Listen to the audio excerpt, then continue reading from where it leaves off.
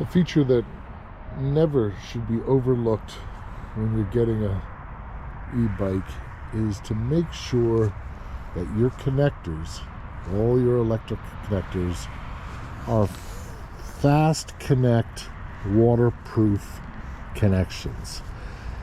If they're wired and you don't have fast connect waterproof connectors all over the bike, for the motor, for the not the frame, because as you can see, the wiring on a quality e-bike will go through the frame, and everywhere along you will see fast connect waterproof electrical connections. It's a big bonus.